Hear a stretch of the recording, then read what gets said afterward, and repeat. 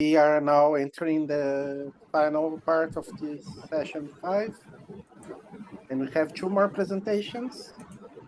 We have a workshop now by Hassane, followed by a roundtable discussion that will be in Arabic. So I'll pass the word now to my colleague Lavinu, that will chair Hassane's presentation, and then Hassane will chair the roundtable as an Arab speaker. So, Lavinu. Thank you very much. Can you hear me? I didn't get a chance Yes, to check my audio. Yes, we do. Okay. Welcome to this part of the session. It's evening for me. I don't know what time is it across the world. I'm done with the work. I'm just eager to hear your workshop, sir. Orion, the stars of Orion. Yeah, thank you very much. Eager to hear. I'll hand it over to you, sir. Okay, thank you very much. I first introduce myself. I just actually finished one presentation, and I would like to thank the colleagues who rescheduled my workshop. It was actually programmed to be in the afternoon, but since I have other commitment, I couldn't do it. So they squeezed me actually here within this time slot. So I am really thankful to the organizers. My name is Hassane Darhmaoui. I'm a physics professor at Darhmaoui University in Iran. I'm also an amateur astronomer in Morocco, and working closely with NIEC, a member of NIEC Morocco, and also NOC Morocco. So what I'll be presenting in the following, let's say, 45, 50 minutes, and we'll have some discussion after that, is workshop. And this workshop should give tribute to my friend Hatim Madani from Astromed Maroc, who first actually developed this workshop to be done for KISS, and we've done it actually many times in Morocco. It's a very nice workshop about the constellation Orion. And what we'll be learning here in this workshop is how to have students making a 3D model of the Orion constellation. They will have actually hands-on making a model, and by doing so, actually, the students will learn a lot about stars, about their age, about their distances, about their sizes, and also about some mythology from different cultures. You will appreciate also the astronomical distances and much more. This workshop was also accepted in the Astro Edu, so I'll be putting the link to this workshop. It's an Astro Edu platform, and also all the needed handouts are there and explanation are there. So I'm pleased actually to share with you this workshop. The workshop has two parts. One is actually introductory part, and the other is a practical part that I will explain. Maybe you'll not do the practical part, but I will show it to you how we do it. This workshop is intended for students, for like primary students and also middle school students, ages between 8 to 12. And we have some ILOs, some intended learning outcomes from this workshop. First, we'd like actually to show the students or the participants what's the constellation. So they will learn what's the constellation, and they will appreciate the winter night sky. It's good actually to give this workshop during winter, so maybe in 2 months when Orion constellation will be up in the sky. So students actually will go outside and then look for Orion and enjoy also how the sky. They will learn about the major stars of Orion, their name, the meaning of the names of these stars. They will learn about why stars they have different colors. They will relate this to temperature, you learn that stars, they have different sizes, and they are at, although when you see them, we see them at the same levels, but they are actually at very different distances from us. So they appreciate also the distance, how do we measure them, the light year and so on. And briefly, we'll be talking about the life cycle of stars. So how a star, when it's born, so how it will evolve with time. And of course, students will be using some mathematics to represent the distances. You will have some hands-on scales.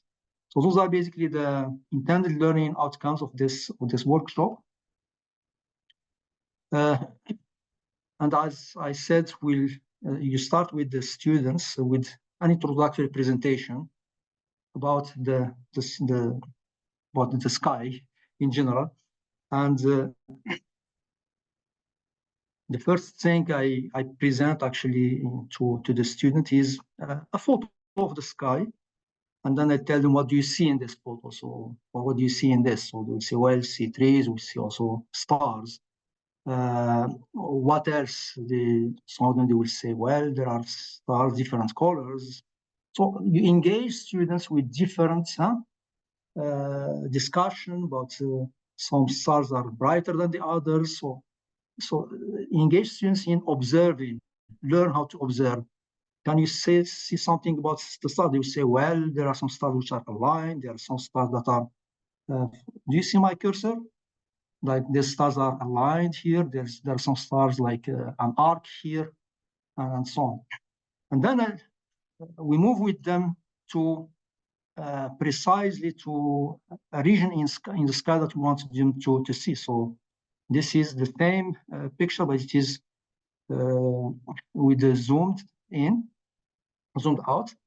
And then I'll ask them, well, now look at this region here. Can you identify, or can you like draw something? Like, do you see a shape in this? So somehow, since they might not actually see the shape, but we need to orient them or to lead them to see the shape. So I tell them, well, imagine some connecting, just virtuous, some connecting lines between the stars. And they start by connecting the stars. For example, connect these two stars this way, and again, these two stars this way, another one, another two, this two, this two, this two, and this. And then maybe I ask them, so what can you see from this? So they might actually get an idea, or they might somehow see that this has the shape of a person. And if I draw this, so they see, well, there is an arc, and there's a person there, and this is actually the constellation that we'd like actually to introduce to students. Now we tell students that, well, people in the past, or people before the advent of screens, cinema, televisions, and so on.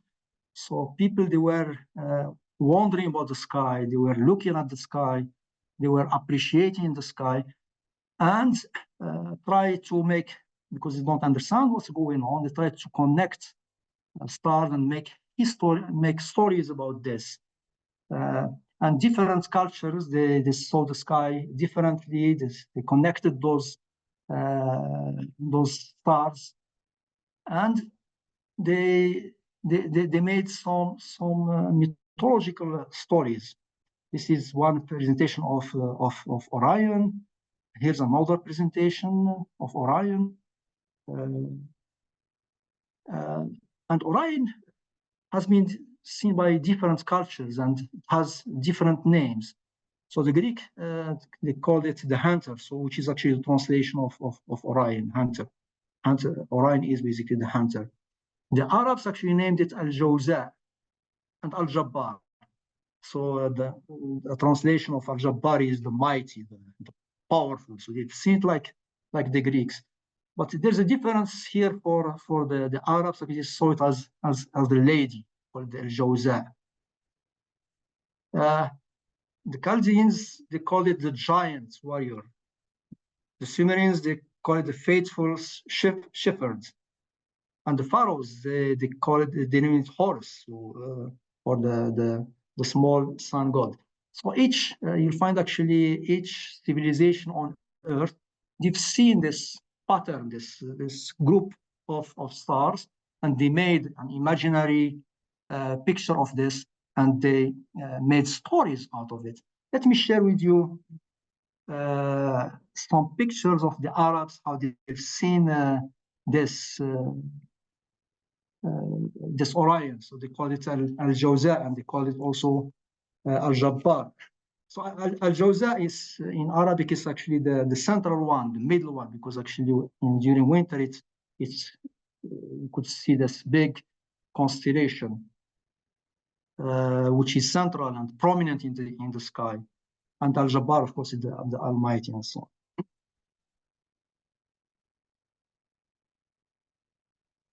The mythology actually varies from one culture to another.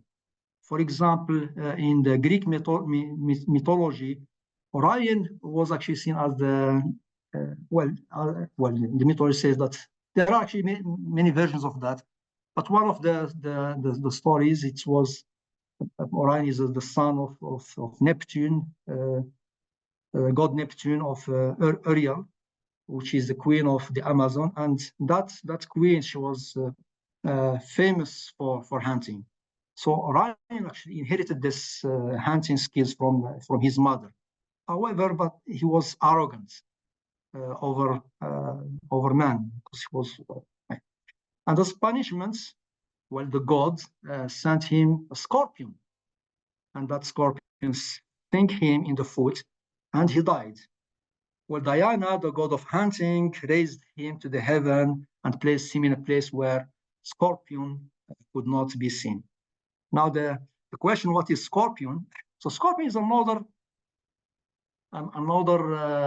gathering of stars that appears during summer. It's another constellation. So a constellation is a group of stars seen by the ancient, and they connected the stars with some pictures and made stories out of this. So Orion comes during winter, and Scorpius during summer. And there are stars of this. So for example, this star here for Scorpius is called Antares. Is one of the biggest stars of this. And then later on, when science actually advanced, the community of astronomers, the International Astronomical Union, like kept this kind of constellations and adopted basically 88 constellations in the sky, and Orion is one of them. So Orion is, you could see Orion here. So this is actually the dome, or how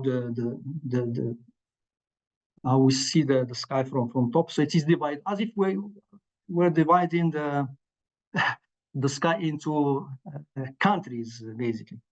And this is done actually to make it easy for astronomers to identify the location of a certain star, where it belongs, and so on and so forth. This map, we could make it in two-dimensional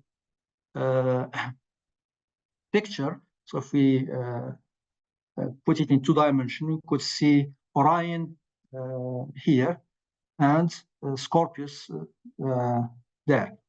And that's the ecliptic and so on. We could make it even simpler. So if a teacher has like the sky map, he could show them where is Orion in the sky map. Anyway, so Orion is one of 88 constellations. It's well seen during winter, and it has a number of stars which are brilliant. And it's good actually to introduce students to tell them, well, scientists actually, when they represent the constellations, you could see that stars, they have different sizes, which is actually due to the brightness. So the big sizes, they are brighter in the sky than the small size stars will come up to see the names of the city. Same thing for Scorpius. So you could see different stars, for example, Antares, and you could see a Greek letter here, Alpha. So Alpha means it's the brightest star in this constellation. Like here in the Orion, Alpha here is Betelgeuse, is the brightest star in the constellation. Then comes Beta, Gamma, so on, depending on the luminosity of the star. Then you come up to Orion is only one of the representation of or constellations, but there are others. So ancient people, they divide the sky, and then they've seen different shapes, different animals, different people in the sky. You could see the Taurus, for example. You could see Gemini. You could see many other constellations. Some of the known stars, you could introduce them to the most brilliant or star in the sky, which is Sirius. Show them also Aldebaran, that we could see it also from Earth, which is red, and it is one of the eyes of the bull in front of Orion. You could also introduce them to a star cluster. This is Pleiades, which there is a group of stars. Well, it depends on the audience. While the teacher could actually engage students in discussion and show them the most like brilliant stars in the sky. And when they go out actually to look for Orion, they could actually see or try to find the other stars. So this is also another presentation of Orion, and then here the Taurus constellation with Aldebaran, one of the stars that we'll be using in this model also. And it's good to tell them about the star cluster, which is the Pleiades. Orion could be used as a guide. So once the student actually they will recognize Orion in the sky, they could actually orient themselves to other constellations, to other stars in the sky. Orion is known by its belt, which is pronounced in the sky, and they could easily identify Orion. But from the feet or the foot of Orion, they could actually get Aldebaran. Okay, they could also go to Capella, Pollux. This is what we call the winter hexagon or winter hexagon. This is a simple representation of the winter hexagon, and students will learn how to go from one star to another. They will love actually learning about different stars, their names, and you could search for different mythology about this constellation. So we are somehow this workshop will, yes, they will do something practical, but of course we'll have the students later on. So you ask them to go out and then look for Orion, and then look for this star. Do you see them? Do you see this shape? Can you imagine these shapes when you see the winter sky? Orion could also be used to orient. So like maybe it's good to tell them about the Big Dipper and how we could get the orientation to the northern star, or the Polaris, by taking this distance from these two stars, and 5 times the distance we give you a Polaris, and Polaris actually orients or shows the north. We could also get the north using Orion. So if we take a line that goes from the feet and goes through the belt, it shows actually approximately the north. Now we'll go to the names of the stars. And actually, by doing this workshop, since actually they learn, actually somehow they will never actually forget the names of the different stars. But there are some names that are strange for them, that they don't know actually the meaning of this. And what I'll be doing next is actually to show them this these stars and the meaning of these stars. Let's start with the top stars. So the top stars, for example, Mesa, it comes from Arabic. It's the wise lady. Betelgeuse is Ebt al-Jawza, armpit. Sometimes they call it a hand of al-Jawza. You remember the al-Jawza is another name of Orion, al-Jabbar and al-Jawza. So Ebt al-Jawza, Bet al-Jawz. Bet, sometimes it's Yed al-Jawza, which means hand of that lady al-Jawza, or it's the armpit of that. And then Bellatrix, it's not an Arabic name, it's a Latin name, it's called warrior. The next region is the belt. And the belt there, it has three names, and all these three names, they come from Arabic also. Al-Nitaq, Al-Nilam in Arabic is Al-Nizam, and Mintaqa is Al-Mintaqa. Now all these three names, they are names of jewels in the Arabic, and the ancient Arabs actually, the ladies, they were actually putting some of the jewels in the belt, and those are the name of this jewel, An-Nitaq. And An-Nitaq also, it has another meaning, which is actually the belt. And Mintaqa has also another meaning, which is the region. And Nizam has another meaning, which is actually the order. But these three names are actually also names of the jewel belts for Arab. So as you see, most of the names of this constellation come from Arabic. Like here, the last two names, we have Saif. Saif in Arabic is the sword, okay? And Rijal is basically the leg. Rijal, but you'll find in all book is called leg of Al-Jawza, but it's leg. So most of the Arabic names, most of the names are actually Arab names. And it's worth actually mentioning that in medieval history, that Arabs actually they made some advance in astronomy, and you find actually, I would say 70% of the names of stars, even more maybe, are actually names, Arabic names, and they are still adopted till now. And it's good to worth mentioning that civilizations actually they go up and they fade, and at one time the Arabs were actually, or Muslims in general, they were leading in science, and they contribute a lot actually to astronomy, which is simply because the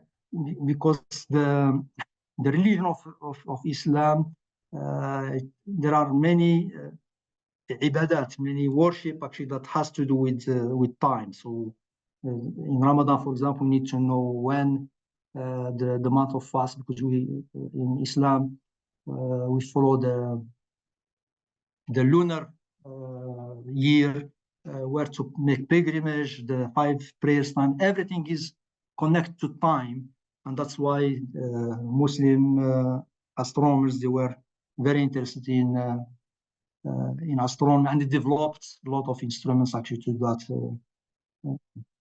Now we'll move to the next part actually, where students could actually get some interest. I show this picture again of this constellation and tell them how about the colors, and you will see, well, there are different colors. There's orange, there's blue, there's white, blue, and so on. So since we'll tell you, and then why do you have such colors? Let them speak, let them explain what they think. And you could guide them using this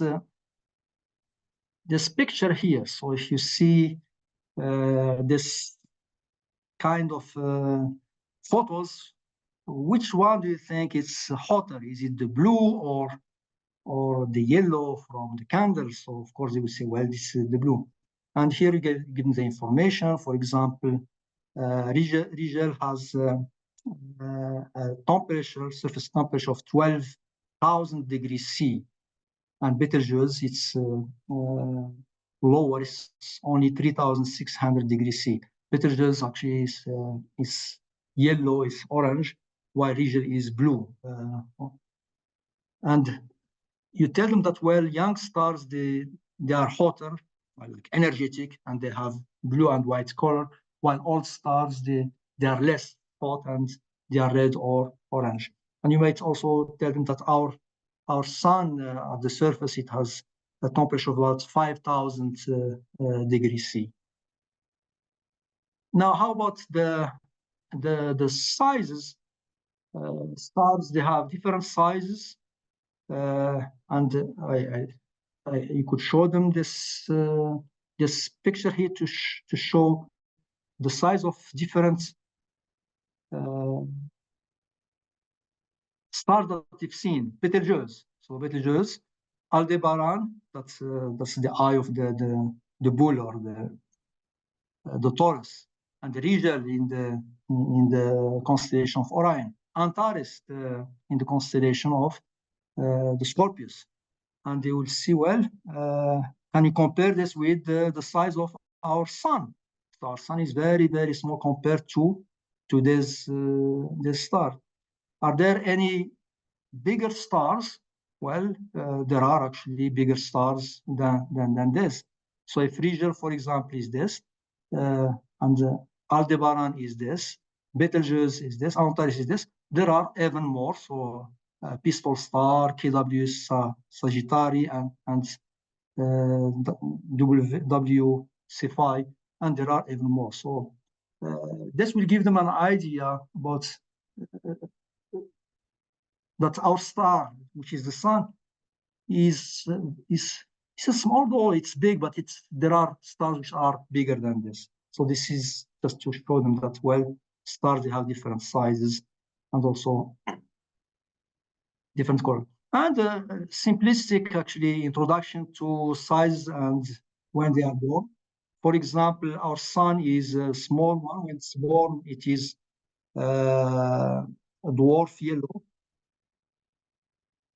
And some stars, when they are born, they are giant blue, and some other stars, blue-white, and some other stars, they are supergiant. So the stars, when they are born, they are either dwarf yellow, or giant blue-white, or supergiant blue. And then how they grow. So when we could talk about that stars, they have hydrogen, and hydrogen actually combine with hydrogen to make a helium, and this will create huge energy and so on. And when consuming such hydrogen, actually the stars, they evolve. So the yellow dwarf, they will evolve to get or to be red giants. And the time actually for this process, it takes billions of years. For example, a giant blue will evolve and then become a super giant red giant, and this will take 100 millions of years. So the first one is billion of years. So this one is, so the giant blue is 100, and the last one, which is super giant blue, it will become a red super giant, and it will take only 10 billions of years. So which means that the small stars actually they live longer than the big stars. So here's a summary of this evolution of this star that you could actually present to. So all this actually is some information that many students, they don't know, and it's good to present to them this topic in a very simple way. The other thing is about the colors that we've seen, and then also somehow the sizes of these stars. So there are some blue ones, there are some white, blue, and there's some orange ones. And here I'm introducing another thing, which is actually the nebula, Orion Nebula. So We'll come to talk about it afterwards. So we see stars from Earth, but they are not actually the same distance from us. They are not on the same plane, although when we see them, we think that they are at the same plane, but they are not. You could introduce how we calculate distances in space. So make the relationship between kilometers and light years, so that we use the light year actually in computing distances in space, and the light year is the distance traveled by light during one year. So that also could engage discussion. Most of the students actually in middle school, they know this notion of light year because they take it in class, but some primary students, they don't. So use the light year. So what is light year? And then how far are these different stars of Orion constellation from Earth? So if this is the sun, so Earth is actually orbiting around the sun. We'll find that Bellatrix is 240 light year, okay? Which means that when you send like light to Bellatrix, it will reach in 240 years. Betelgeuse is even farther. Safe is even farther, 720 light years. Same for region. Al-Nitaq, Mintaqa, Mesa, and the farthest is Al-Nilam. So although there's three belts stars, they look at the same level, but they are actually far from us. There are different distances from us. I like actually this animation. It shows actually that when a star is far from us, it will look actually smaller. But if it is, although it's the same star, but when it is close to us, it will be seen bigger. And the star which is far from us, it will become, well, you could see it actually smaller if it is far from us. So we need to take this into account. So where stars are born, and actually this is the last part in this presentation. Stars are born in huge clouds of gas or dust that we call nebula. And the Orion has one of the famous nebula that's called the Orion Nebula. And we could see stars which are born in this nebula. And we call it, this Orion Nebula, it's called also the cradle of baby stars. Where is this Orion Nebula? It's in this region here. And if we zoom, we could see the stars here. If we could zoom again, this region here, you could see some lights. So if we could again zoom here with a small filter, you could see like four stars, four baby stars that are actually born in this region. This we call it the trapezium star cluster. So we introduced them also to where we need to find stars which are newborn stars. And this is the presentation. I hope I didn't take too much time. Do you have any questions so far before like showing the building model?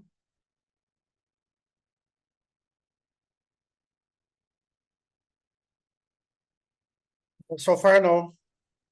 No questions. How much time I still have? Let me check. Another 15 minutes, I think. 15 minutes. Okay, good. Now we'll go to the intensive part, which is how we'll have students build the model. As I said earlier, the students will build the model of this Orion constellation using very cheap material. You need a styrofoam board. You could see it here. So you could get this from either packaging or you could buy it. That board should be a little bigger than the A4. So if you have an A4 pages, so it should be just a little bit bigger than that.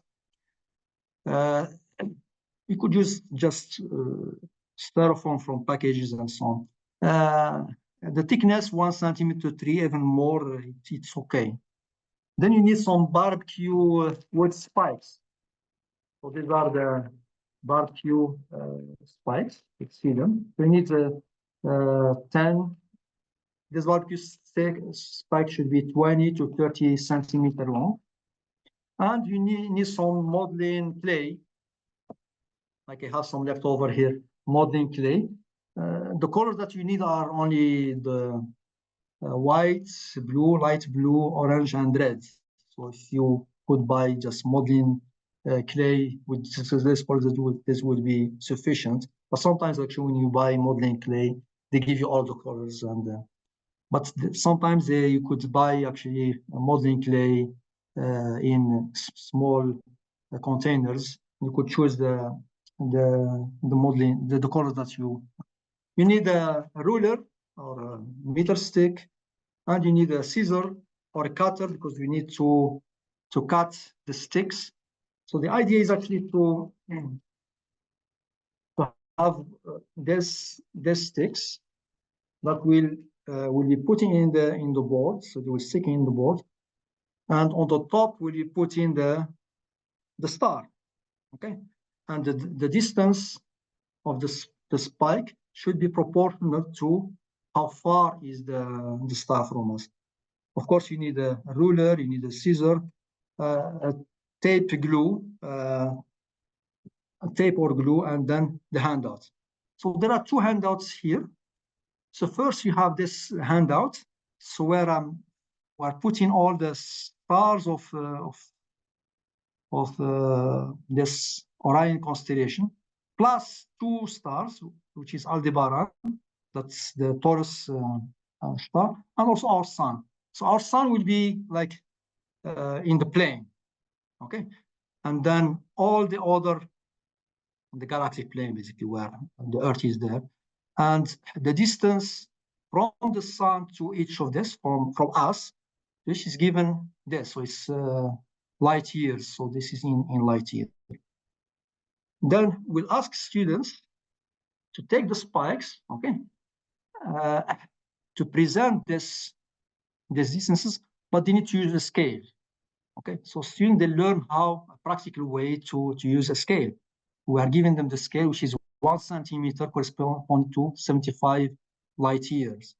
So they should convert all these distances into centimeter, into spikes. But they need to take into account by how much they will insert this spike inside the styrofoam. So for example, the styrofoam is 1 centimeter. So they should first take the 1 centimeter, that's where they will put the spike, and then they will measure the distance in centimeters that they converted actually in from light years. Now for the size of the stars, we're giving them some scales also that they could use, so they could make some stars. This is approximately, for example, the dwarf, like which is the sun. It has a diameter of 2 millimeters, very small, but one could actually just estimate this. And then you have giants. Giants should be 1 centimeter. Super giants, if they are orange, it's 1.5 centimeters. And super giant, which is red orange, it is 3 centimeters. Okay, so this is the first handout. This handouts I'll actually share with you where to find all of this handouts and explanation. The second handout is an A4 page, okay, where it is drawn actually the constellation and places where students, they will actually stick the sticks on each star, and they will put the corresponding star. You could see also Aldebaran at the top here. Okay. And of course, the names of the different Yeah, so I'm putting also because this was actually done for the Arabic and English. We could remove the Arabic names and I could just use the English ones. So here's what the students will do. So they will complete the calculation. What I wrote here in red. This is what they will write. So the students, normally they work in groups of 3 to 4 students, and they discuss within themselves how to convert, how to do things, and how to build the model. So once they finish actually calculating, they finish also identifying how the diameter of each of these stars. They will go and then make these stars with different colors and come up with something like this. Okay. I could show you what I can. You see my.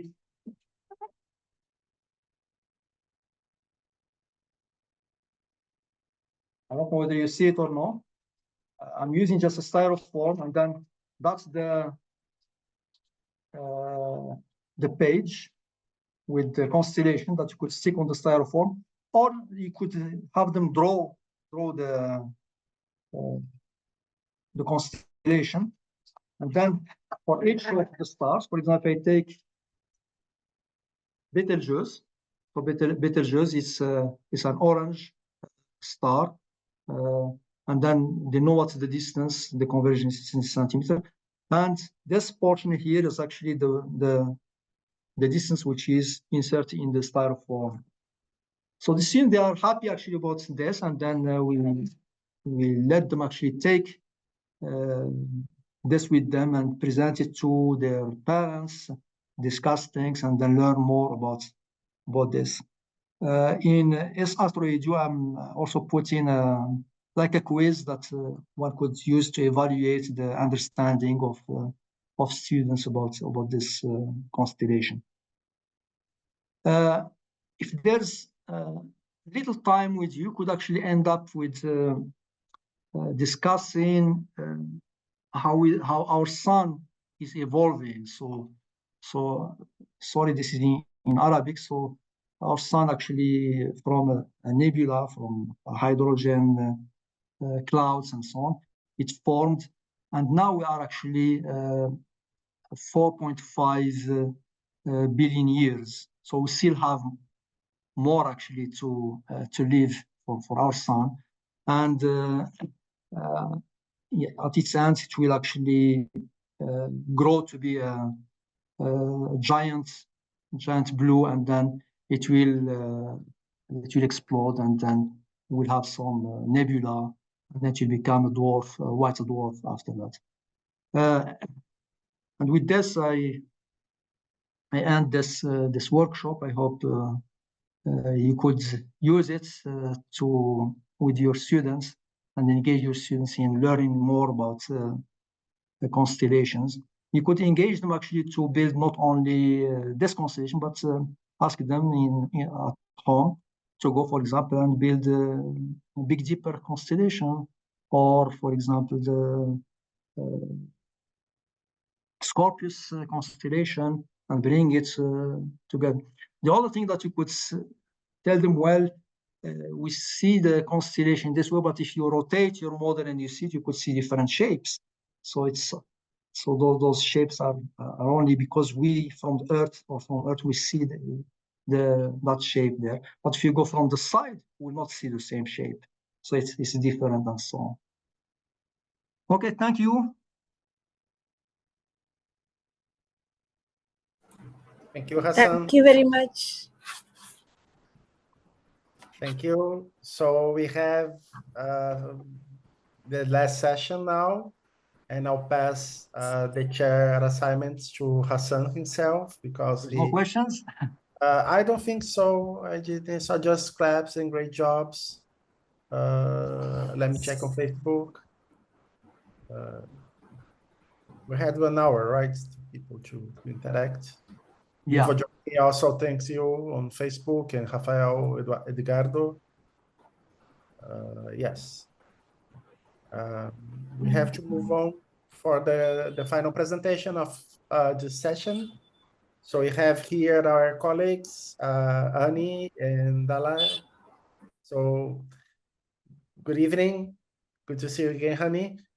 And this will be in Arabic. So I'm sorry, that's beyond my language knowledge. So I'll pass the chair now to Hassane, who will conduct the moderation of this roundtable discussion. So enjoy, and I remind everyone that you can activate the automatic translation in Zoom so we can follow the discussion. So Hassane. Yes, please. thank you, Gustavo. Thank you. Hello. Thank you so much.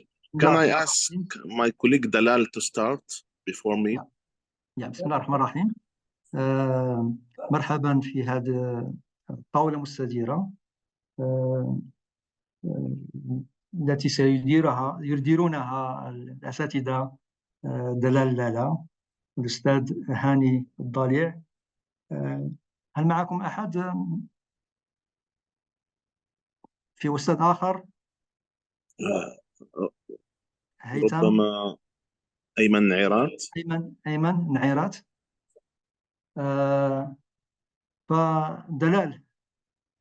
السلام عليكم، مساء الخير. مرحبا، كيف حالكم؟ تمام. نفتخر بوجودكم في هذا المؤتمر. أشكرك. ونتمنى أن في المستقبل يكون مشاركة أكثر في هذا المؤتمر. هل لديك presentation؟ نعم، لدي presentation بعنوان تكنولوجيا الفضاء إلى أين؟ نعم، الطاولة المستديرة عنوانها تكنولوجيا الفضاء إلى أين؟ فلتبتدئي أستاذ دلال. بس لو في إمكانية وضعي كوهوست تعمل شير. غوستافو. الآن كوهوست. عندك أوكي.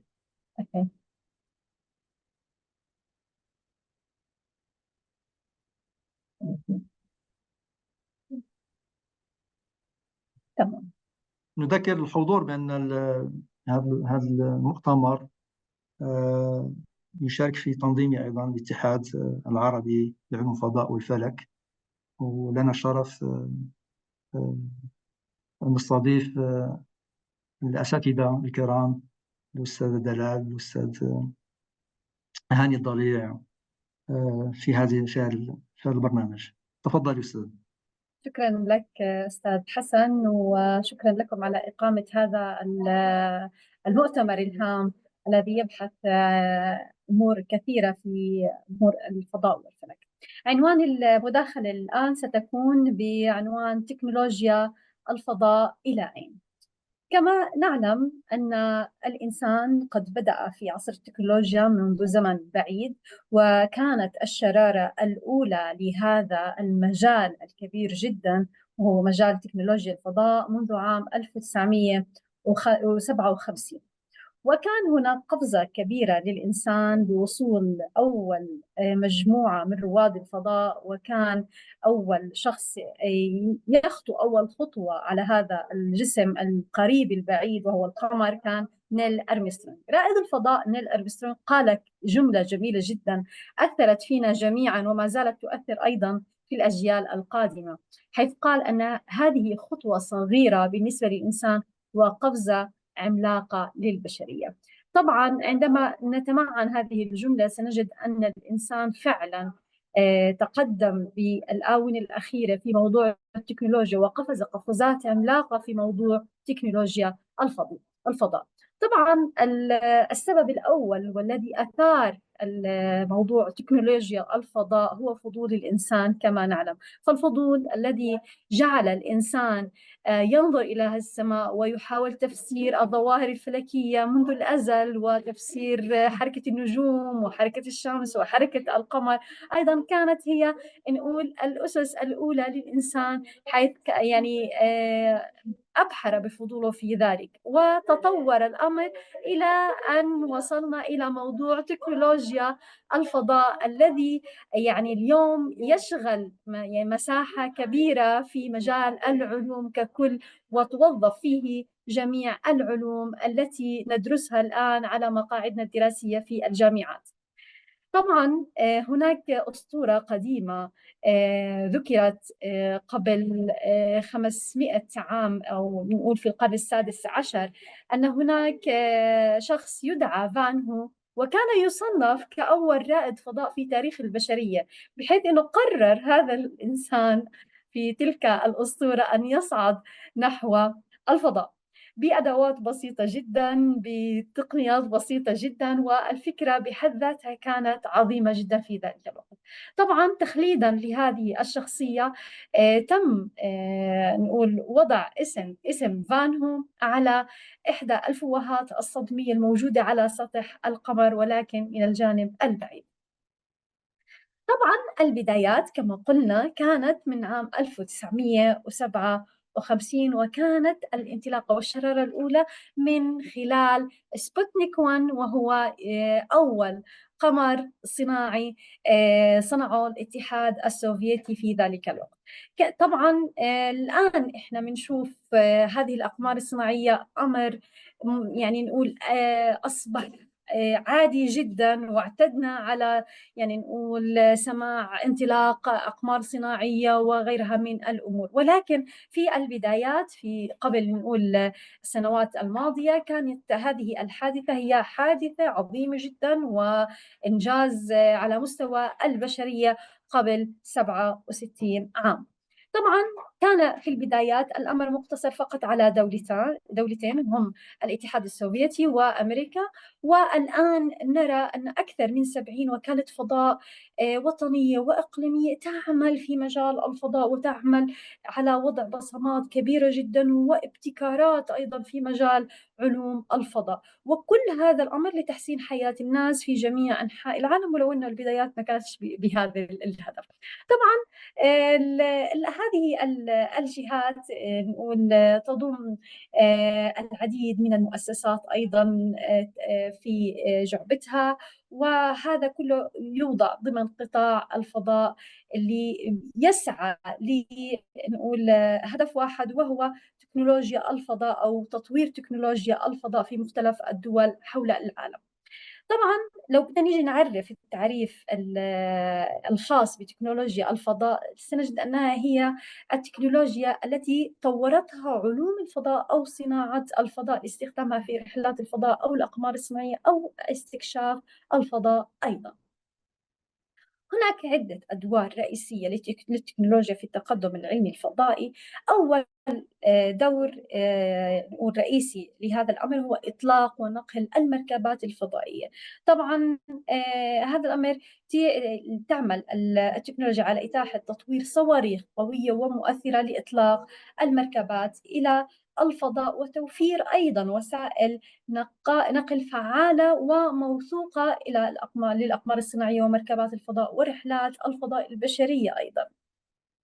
طبعا أيضا في عنا الدور الآخر وهو تصميم وبناء المركبات الفضائية، حيث يسهم تطور التكنولوجي في تصميم وبناء المركبات الفضائية بطرق أكثر كفاءة وتحمل، مما يتيح إنشاء مركبات تستطيع التحمل في الظروف القاسية للفضاء وأداء المهام المطلوبة بنجاح. طبعا هذا الأمر يتم العمل عليه باستمرار، بحيث أنه في كل ابتكار يكون هناك إضافة نوعية.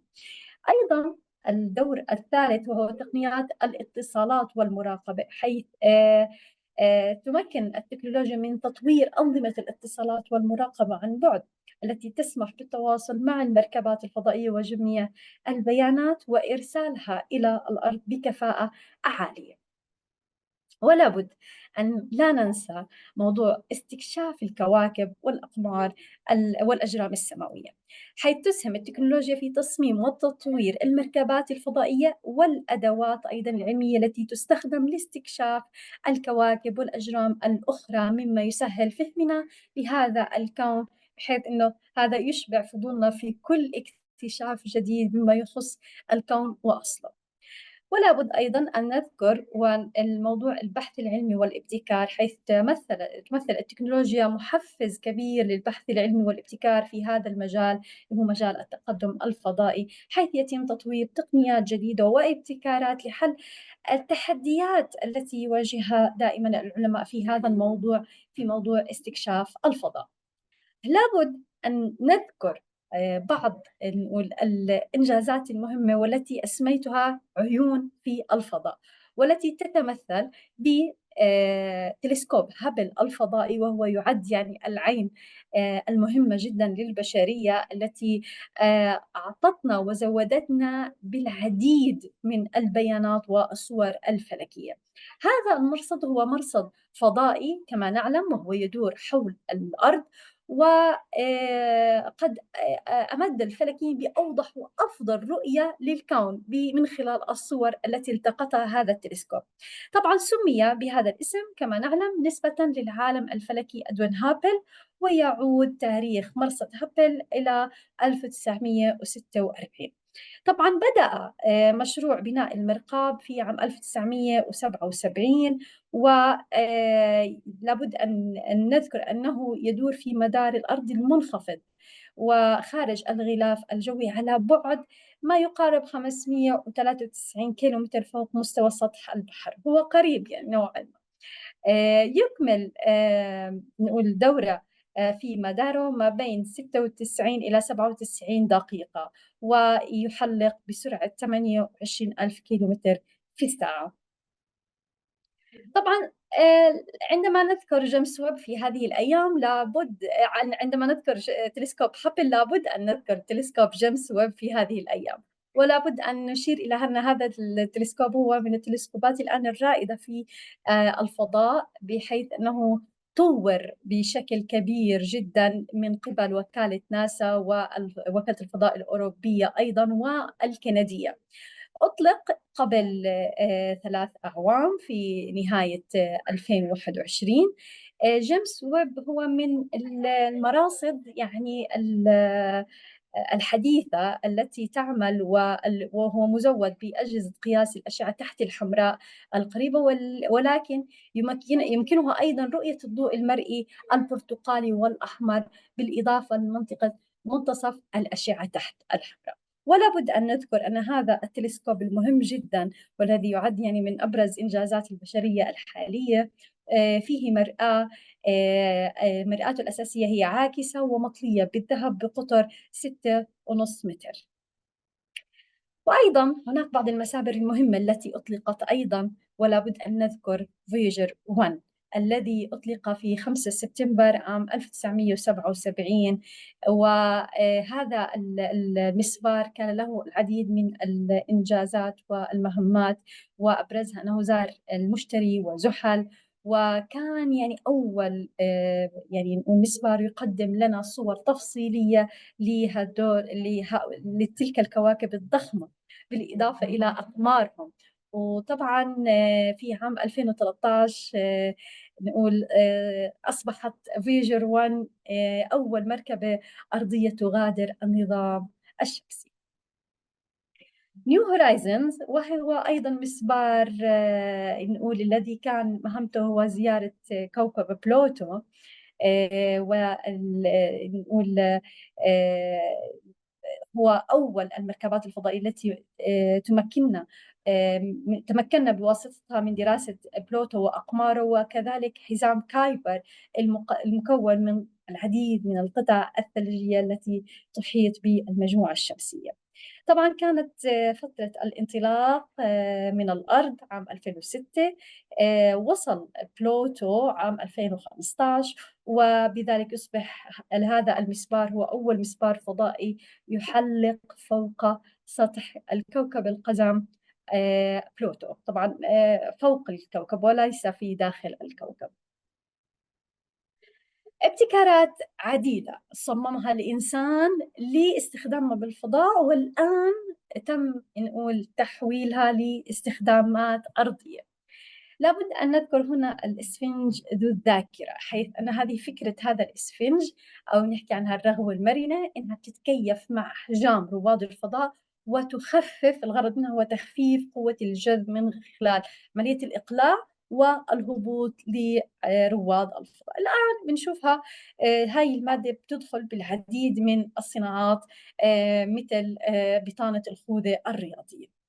في عندنا أيضا الحليب المجفف وهو الحليب الاصطناعي، بحيث أنه كانت ناسا تهدف إلى صنع تركيبة غذائية لرواد الفضاء بحيث أنها تتناسب معهم في مسافات السفر الطويلة في مسافات بعيدة جدا في الفضاء.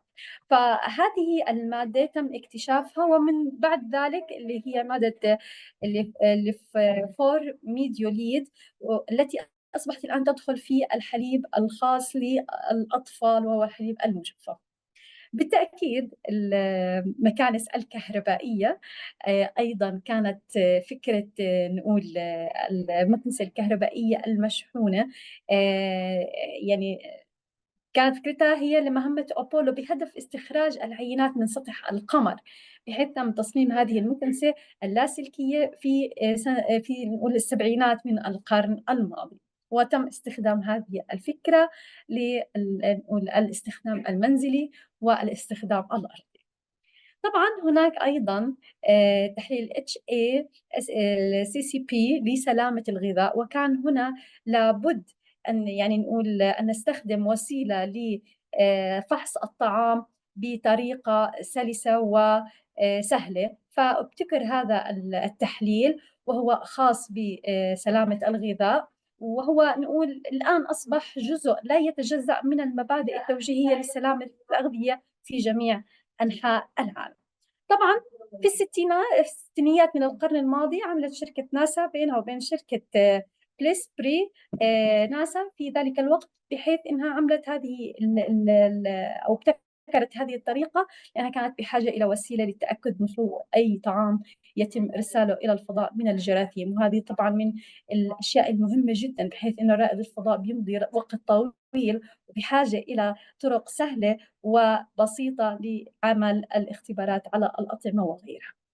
طبعا الأكل المجفف كما نعلم هو من الطرق الجميلة جدا التي نستخدمها في حفظ الطعام. طبعا تجفيف الطعام بالتجميد هي طريقة ابتكرت أيضا بحيث أنهم كانوا يبحثوا عن طريقة لتوفير الغذاء لرواد الفضاء برحلاتهم الطويلة أيضا، ويحافظ على نقول صحة هذا الغذاء. هذه الطريقة نقول جاءت نقول تجفيف الأطعمة بالتجميد من يعني نقول كان من فوائدها انها كمان كانت تخفف من الوزن الخاص للطعام الاصلي، بحيث انه ياخذ 20% من وزنه فقط، فهي كمان كانت تساعدهم انهم ياخذوا كميات اكبر. فتستخدم هذه الطريقه او هذه التقنيه في نطاق واسع لتوفير وجبات مغذيه بسيطه ايضا الان على الارض لذوي الاحتياجات الخاصه او كبار السن. فهذه الطرق الخاصه بحفظ الطعام ونقول إرسالها إلى رواد الفضاء، أصبحنا الآن نستخدم هذه الطرق على الأرض لبعض الحالات. موضوع الأطراف الصناعية أيضا جاء نقول من ابتكارات لناسا، بحيث عملت على تطوير أجهزة تساعد على امتصاص الصدمات خلال رحلات الفضاء، بحيث أنه أسهمت هذه الأجهزة بشكل كبير في مجال الأطراف الصناعية اللي نقول الآن أصبحت مطورة محسنة للبشر، بحيث إنها مزودة الآن بعضلات اصطناعية وأجهزة استشعار ومحركات أسرع، وتشمل مجالات التطوير الأخرى مثل دمج الإسفنج القابل للتكيف مع هذه الأطراف الصناعية، مما يجعلها تبدو وكأنها طبيعية أكثر. فهذا الاكتشاف بالتطبيقات اللي استخدمتها ناسا تعمل على تقليل الاحتكاك بين الأطراف أو الطرف الصناعي والجسم المبتور للمريض. العدسات المقاومة للخدش، احنا يعني اغلب أغلب البشر أو البعض نحكي بيستخدموا العدسات الطبية وأنا واحدة منهم، فدائما نعاني من الخدوش التي تظهر على بعض من العدسات التي تستخدم في صناعة النظارات.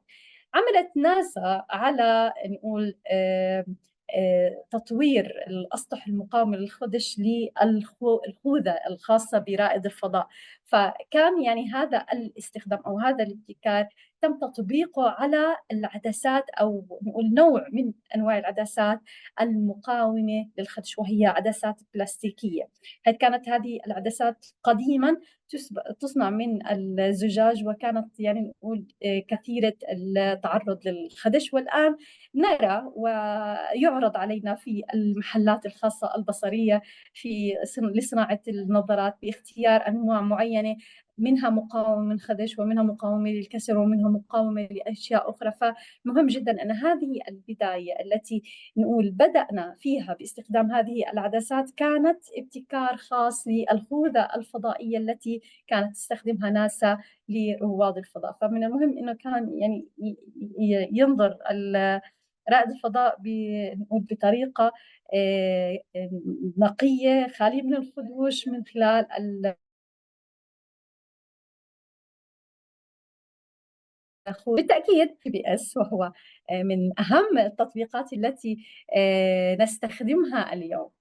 طبعا بدأ الأمر في منتصف التسعينيات من القرن الماضي بفضل وكالة الفضاء ناسا، حيث طور خبراء الاستكشاف الفضاء برنامج قادر على إصلاح بيانات الGPS غير المصححة، وكان مصدرها في الأصل وكالة ناسا للقوات الجوية الأمريكية، وكان الأمر يعني مقتصر على يعني أمور عسكرية. ولكن بعد ذلك يعني تم يعني نقول الاستعانة بتلك الداتا، و الآن يعني نقول أصبحت هذه التقنية وهذا الأمر يعني شيء أساسي. طبعا ومنذ ذلك الحين نقول تم تقاسمها مع الطيارين التجاريين والخاصين، وكما أصبحت تستخدم في الهواتف والسيارات، والآن نعتمد عليها في حركتنا اليومية. الهواتف، كاميرا الموبايل الآن يعني لا نرى موبايل بدون هاتف، والآن تتنافس شركات الهواتف على الكاميرا الخاصة التي سيقتنيها كل مستخدم لهذا التليفون. فمن خلال نقول السنوات التسعينات في القرن الماضي قام فريق تابع لمختبر ناسا بالبحث عن طرق خاصة لتحسين أجهزة نقول استشعار الصور، حتى يتمكنوا من استخدام كاميرات مصغرة على المركبات الفضائية دون التضحية بجودة الصورة. طبعا انتهى الباحث الرائد إيريك بذلك الوقت بإنشاء مستشعرات بيكسل نشطة من تكنولوجيا أشباه الموصلات التكميلية لأكسيد الفلز اللي هو CMOS، ويتم الآن إنتاج أكثر من مليار من المستشعرات وفي نقول صور في كل عام، وتستخدم في جميع الكاميرات الرقمية تقريبا. وبدون هذا الابتكار إحنا نقول مرجح أنه ما كان عندنا كاميرات على موبايلاتنا بها يعني بهاي الطريقة، زي ما احنا شايفين إنه جميع الشركات الآن عم تتنافس في هذا الأمر، ولكن الأساس كان هو استخدام كاميرات ذات جودة عالية على المركبات الفضائية، بحيث إنه ما نضحي بموضوع الجودة. كان يعني نقول فكرة إنه نستخدم كاميرات صغيرة. أجهزة تقنية المياه، طبعا في السبعينيات عقدت ناسا أيضا شراكة مع شركة الأبحاث URC لمعرفة كيفية تنقية مياه الشرب من خلال رحلات طويلة اللي هي طويلة الفترة الزمنية. في نهاية المطاف طوروا نظام للقضاء على الآفات الحيوية التي قضت على الحاجة إلى استبدال متكرر للخرطوش المستخدمة لتقنية امتدادات المياه. تستخدم هذه التقنية الآن لتقنية شبكات المياه الكبيرة في العديد من الدول النامية، حيث تنقى مياه الشرب للآلاف من الأشخاص في كل يوم. مصابيح الليد أو ال LED تم تصميم هذه المصابيح ثنائية اللون لزيادة اليقظة. طبعا الاستخدام الأول كان في مركبات الفضاء لزيادة اليقظة خلال النهار، نقول القضاء على قتامة الليل هناك. في عام 2015 كان لدى البرنامج الوطني للبحوث الطب الحيوي للفضاء فريقا يبني نموذج أوليا، ووجدوا أن الألوان المختلفة أو أطوالا موجية للضوء يمكن أن تساعد الناس على البقاء في حالة نشطة أو أن تساعدهم على النعاس. فتم ابتكار هذه التقنية من المصابيح الخاصة والتي تم استخدامها في محطة الفضاء. أيضا معدات رجال الأطفاء أو زي رجال الإطفاء. طبعا كما نعلم أن عند العودة لدخول الغلاف الجوي يواجه رواد الفضاء درجات حرارة قصوى، ولتوفير العزل والحماية المناسبة طورت ناسا مجموعة من الأقمشة النسيجية المقاومة للحرارة واللهب، بحيث إنها بتكون مصنوعة من مادة معينة، وهاي المادة تم نقول ابتكارها لحماية الأفراد عند دخولهم في الغلاف الجوي. بعد ذلك طبعا بنشوف إنه تم استخدام هذه الطريقة أو هذه التقنية في ملابس رجال الأطفاء اللي بيدخلوا في المناطق المشتعلة، فبتحميهم أيضا من الحرائق. ميزان الحرارة الذي يعمل بالأشعة تحت الحمراء. طبعا تعاونت ناسا مع شركة ديتك لتطوير ميزان الحرارة الأذني لقياس هذا الجهاز الإشعاع الحراري المنبعث من طبلة أذن المريض بنفس الطريقة التي يتم بها قياس درجة حرارة النجوم والكواكب، ويقوم بذلك عن طريق استنتاج درجة الحرارة أو على أساس الإشعاع الحراري المنبعث من كائن يتم قياسه. وطبعا هذا الآن الجهاز يتم نقول استخدامه بكثرة، وسهل علينا أيضا قياس درجات الحرارة. الأحذية الرياضية، في نقول أيضا هناك في أواخر الثمانينات كانت شركة تصنيع الأحذية إيفا لها مهمة لإنشاء حذاء رياضي مع عمر افتراضي أطول. فبالشراكة مع مهندس الفضاء التابع لأبولو عملوا على إصدار حذاء ذو النعل الأوسط المضغوط في عام 1990، وهذا كان يستخدم نفس التكنولوجيا الموجودة في بدلات الفضاء للحفاظ على خصائص امتصاص الثبات والصدمات والمرونة أيضا. فكل هذه ابتكارات نقول كانت بداياتها فضائية، وتم تحويلها وتحويرها بطريقة تناسب نقول البشر على هذا الكوكب. لابد أن نتحدث قليلا بموضوع تكنولوجيا الفضاء عن تلسكوب أفق الحدث. هذا التلسكوب كما نعلم أنه موجود في أكثر من مكان على هذه الكرة الأرضية، وتم تشبيك هذه المراصد ببعضها البعض لإنشاء صورة الأولى نقول أول ثقب أسود كما نعلم، اللي نقول كانت هي الحدث الأعظم في عام 2019، بحيث تم تصوير أول ثقب أسود في مجرة M87. طبعا هناك العديد من المراصد كما تكلمنا عملت على جمع هذه البيانات، ولكن لابد أن نعرج على المبرمجة أو الفتاة التي عملت على إنشاء الخوارزمية الخاصة لإنشاء هذه الصورة، وكانت كاثي بومان. هذه المبرمجة الرائعة التي عملت على هذه الخوارزمية لابد أن نذكر أنها كانت متعددة المجالات، بحيث أنها درست هندسة الكهرباء وعلم الحاسوب، وكان لديها ماجستير العلوم ودكتوراه في الفلسفة أيضا. متعددة المهام، ولكنها أبدعت في هذه الخوارزمية. طبعا مجال عملها في الرؤية الحاسوبية وتعليم أو تعلم الآلة. طبعا كان سبب بنقول شهرتها في هذا الموضوع هو الصورة الأولى التي صدرت لأول ثقب أسود خارج مجرتنا. فمن هنا نقول دعوة لجميع الطلبة على مقاعد الدراسة أن يكون لديهم العديد من المهارات أيضا حتى يكونوا بارزين أيضا. طبعا وكما تم يعني أخذ صورة أخرى قبل عامين في من قلب مجرتنا لثقب أسود، وهو يعني تعد هذه أول صورة ثقب أسود في داخل مجرتنا. لابد أن نعرج على تكنولوجيا الأقمار الصناعية، بحيث أن الأقمار الصناعية كما قلنا في البداية أنها تحتل عدد كبير جدا من الأجسام، يعني لها عدد كبير من حول الأرض.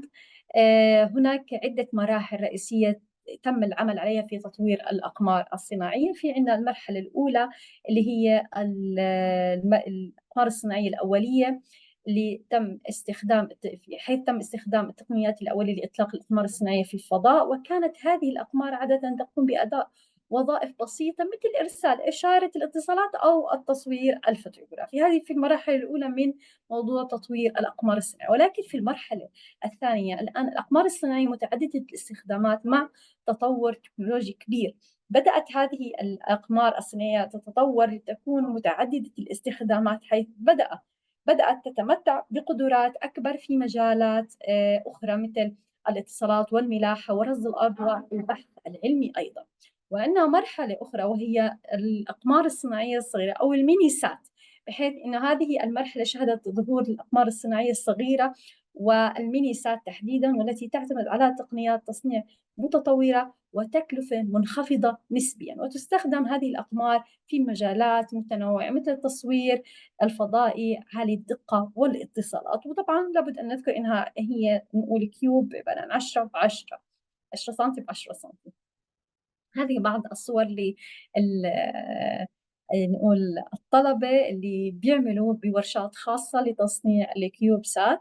كان لنا في الأردن تجربة خاصة بالتعاون مع مؤسسة ولي العهد في إطلاق أول ميني سات خاص من الأردن مع طلبة أردنيين. طبعا المراحل الرئيسية في طبعا هناك مرحلة أخرى وهي الرابعة في مراحل تطور الأقمار الصناعية، وهي الأقمار الصناعية ذات القدرات المتقدمة. في هذه المرحلة تصبح الأقمار الصناعية أكثر تطورا وتعقيدا مع تطبيق تقنيات حديثة مثل التعلم الآلي والذكاء الاصطناعي في أنظمتها. وتتميز هذه الأقمار أيضا بقدرات متقدمة في مجالات مثل موضوع تحليل البيانات والرصد البيئي والاستشعار عن بعد. طبعا لابد أن نشير هنا إلى أن الأقمار الصناعية تقريبا عددها يفوق 7000 قمر صناعي الآن يدور حول الأرض. 50% من هذه الأقمار تابعة لشركة سبيس إكس. 62 مليار دولار إجمالي الإنفاق الأمريكي خلال عام 2022، 5 أضعاف. طبعا تعد هذه القيمة أو هذا العدد 5 أضعاف إنفاق الصين. هذه طبعا صورة كانت جميلة، بوستر جميل، بحيث إنه يعطينا هذه الملخص التي تكلمنا عنه، وهذه نقول حصة نقول سبيس إكس لوحدها من عدد الأقمار الصناعية التي تدور حول الأرض. هذه نقول عدد الأقمار الصناعية ل أمازون بروجكت، بحيث إنهم 1582 تقريبا. وهذه نقول الحصص الأخرى للباقي. هذه هي نقول البعض من الوظائف التي يمكن أن تنشأ نتيجة تطور صناعة الفضاء أو تكنولوجيا الفضاء. لابد أن ينشأ لدينا عدة وظائف، أهمها مهندسو الفضاء، علماء الفضاء والفلك، رواد الفضاء، تقنيو الصيانة والدعم الأرضي، ومهندسو البرمجيات والحوسبة، ومهندسو الاتصالات الفضائية، ومهندسو الطاقة الفضائية، وعلماء المواد أيضا.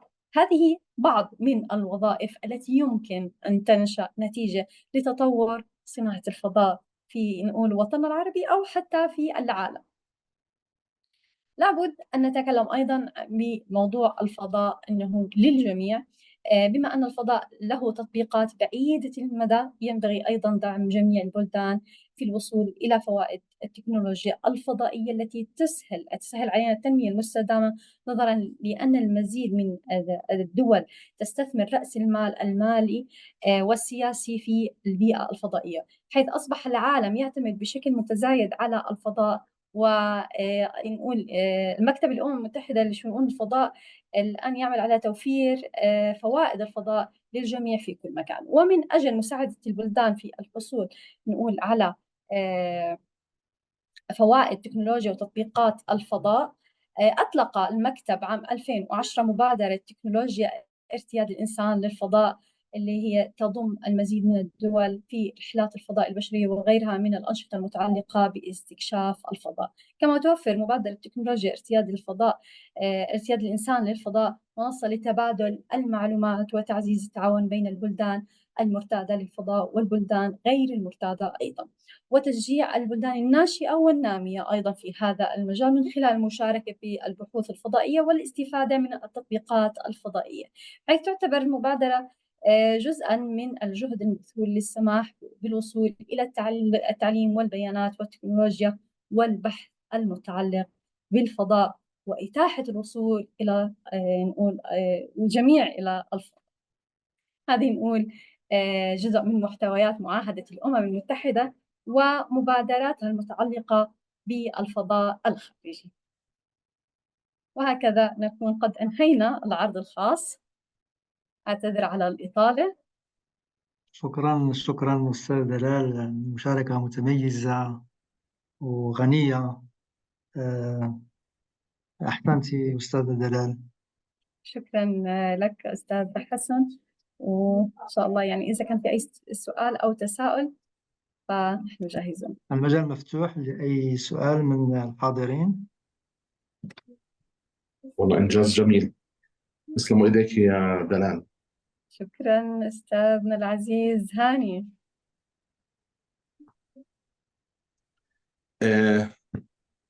تفضل أستاذ هاني، تفضل. لا ليس عندي تعليق، كنت أتابعكما فمبهور بما لديكم. هي أستاذ أيمن كمان، دكتور أيمن موجود. ممتاز. دكتور أيمن سلامات، طبعا علمت أنه كان مريض وفي وعكة صحية للأسف. أوكي. أستاذ إبراهيم قادر يقول رائد الفضاء كل شخص مؤهل لذلك إذا توفرت فيه الشروط الجسدية والنفسية مع التدريب. هذا تعليق من أستاذ إبراهيم. تفضل. وأيضا عنده تعليق آخر يقول أن الحاجة أم الاختراع. أثناء سعي الإنسان لارتياد الفضاء واجهته تحديات كبيرة كان لابد لها من حلول مبتكرة، ووظف جميع العلوم لإنجاز ذلك، مما أتحف البشرية بهذه التكنولوجيا وبعضها يستخدم ويستمر في الحياة المدنية. شكرا أستاذ إبراهيم على ملاحظاتك. مع تعليق بسيط لو سمحت لي. تفضل أستاذ، تفضل. الله يعطيك. أنا إبراهيم خضير من الاتحاد العربي علوم الفضاء والفلك والجمعية الفلكية الأردنية، أيضا خبير علوم في مجال العلوم.